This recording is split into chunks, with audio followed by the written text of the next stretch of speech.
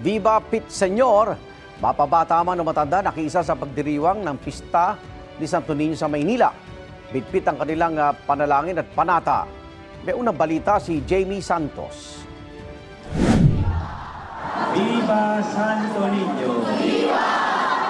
Dinagsa ng mga deboto ang Tondo, Maynila upang makiisa sa kapistahan ng Santo Niño, isang tradisyong patuloy na binubuhay ng pananampalataya at panata. Puno ang loob at labas ng simbahan ng mga debotong dumalo sa banal na misa.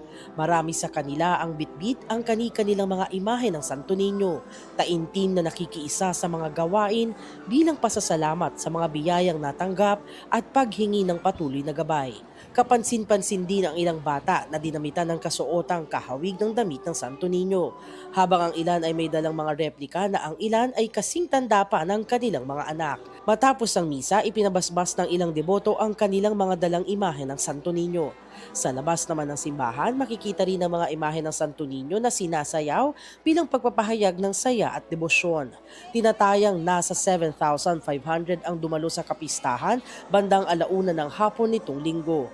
Ayon sa Manila Disaster Risk Reduction and Management Office, ilan sa mga deboto ang nagbahagi ng kanilang personal na panata at panalangin. Ayon kay John Pascual, isang deboto na lumaki sa Tondo, 5 taon na sa kanya ang imahe ng Santo Niño. Bata pa lamang anya ay kasama na niyang nagsisimba ang kanyang lolo.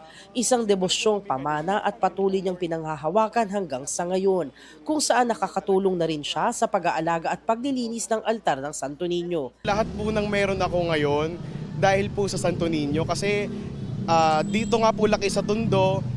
Kami po ng lolo ko, bata pa po ko, lagi niya po kong karay-karay tuwing Biyernes magsimba. Para kami may magandang sa buhay, para malayo yung sa disgrasya, sa sakit.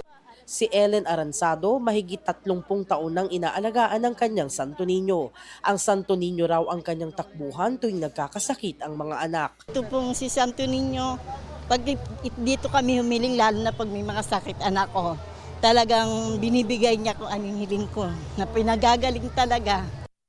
Kasabay ng pagdiriwang sa Tondo, dinagsari ng mga deboto ang Santo Niño de Pandacan Parish, kung saan makikita ang mga taong nakaluhod at tataimtim na nagdarasal sa harap ng altar ng Santo Niño.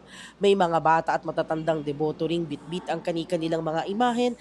Para sa mga deboto, ang kapistahan ng Santo Niño ay hindi lamang isang tradisyon, kundi patunay ng patuloy na pag-asa, pananampalataya at pananalig sa Batang Jesus. Ito ang unang balita.